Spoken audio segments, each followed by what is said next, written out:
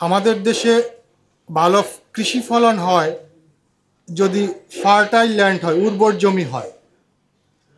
আর আমাদের গ্রামে একটা কথা আছে, যখন গুটগুটে অন্ধকার তখন শীত কাটা চোরেরা চুরি করে, তাদের জন্য একটা ফার্টাইল সিচুয়েশন। আমি আশ্চর্য হলাম যখন আমরা কোনো একটি রাজনৈতিক দলকে প্রতিহত করে সুন্দর জীবনযাপনের জন্য আমরা সারা বাংলাদেশের মানুষ একটি আশা নিয়ে বসবাস শুরু করব ভেবেছি। ঠিক তখনই আমরা যারা মাজারপন্থী, আমরা যারা মাজারকে ভালোবাসি, আমরা যারা পীর আউলিয়া ওলিয়া গাউস কুতুবকে ভালোবাসি, তাদের উপর আঘাত শুরু হয়ে গেল। কিন্তু যাদেরকে আমরা প্রতিহত করে সুন্দর জীবনযাপনের জন্য মনোভাব পোষণ করেছি, তাদের আমলে এমন অত্যাচারিত আমরা হইনি। কিন্তু যাদের দ্বারা আমরা ভালো জীবনযাপনের জন্য আশা ব্যক্ত করেছিলাম, সেই সময়টা এসে আমরা আঘাত পেতে শুরু করলাম। তাহলে কি আমরা যারা সাধারণ মানুষ, যারা পীর ভক্ত লোক, যারা মাজারের প্রতি শ্রদ্ধাশীল, তারা কোন সময়টাকে আমাদের জন্য ভালো মনে করব? একটা কথা আমি স্পষ্টভাবে বলতে চাই, এই সময় এসে কেন শুরু হলো মাজারের প্রতি আক্রমণ? তাহলে কি এই সময়টা তাদের জন্য একটা সুন্দর সময় ছিল? এই সরকার কি তাদের পক্ষের সরকার ছিল?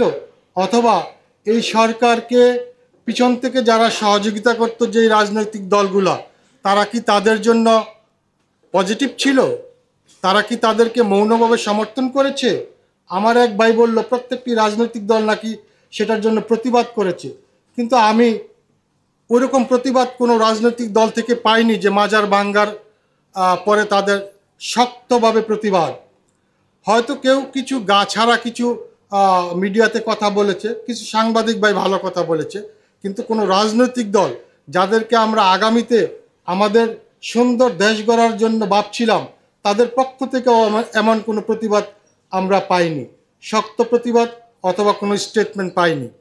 সেই জন্য আমরা চিন্তা করছি আগামী দিনগুলোতে আমরা যারা মাজারপন্থী লোক, যারা পীর আউলিয়া গাউস কুতুবকে ভালোবাসি, তাদের জন্য কি সুন্দর দিন আসছে নাকি তাদের জন্য আরও খারাপ দিন আসছে? আরেক ভাই বলেছেন যে হ্যাঁ, আমাদের ঐক্যবদ্ধের অভাব আছে। এটাও সত্য, আমরা আসলে ঐক্যবদ্ধ কেন হইনি বা কেন হতে পারিনি।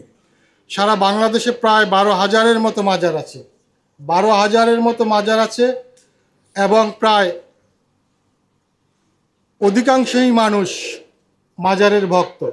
তাহলে আমরা কি পারতাম না প্রতিবাদ করতে?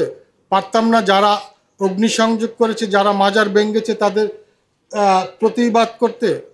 আমরা আমাদের ধর্ম এবং অলিয়া উলিয়াদের কাছ থেকে যে শিক্ষাটা পেয়েছি, সেইখানে মানুষকে আঘাত করার শিক্ষা পাইনি, আমরা প্রেমের মাধ্যমে মানুষকে জয় করার শিক্ষাটা পেয়েছি।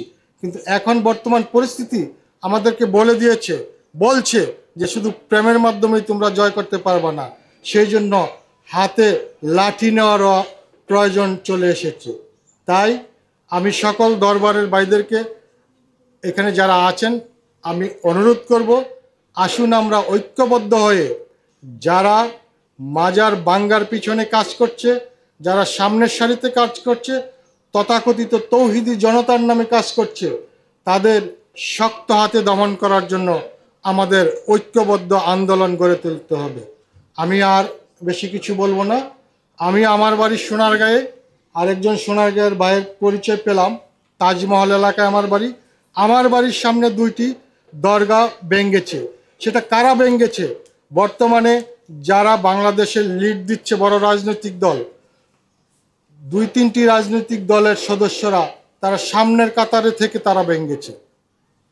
তাই এখানে যদি কোনো রাজনৈতিক দলের প্রতিনিধি থাকেন, আপনাদের বিনয়ের সাথে অনুরোধ করব, আপনাদের সেই সদস্যদেরকে প্রতিহত করুন, নয়তো আপনাদের এই অপরাধের জন্য আপনারা ভবিষ্যতে সতর্ক হতে হবে। ধন্যবাদ সবাইকে। আসসালামু আলাইকুম রহমতুল্লাহ বরকাত।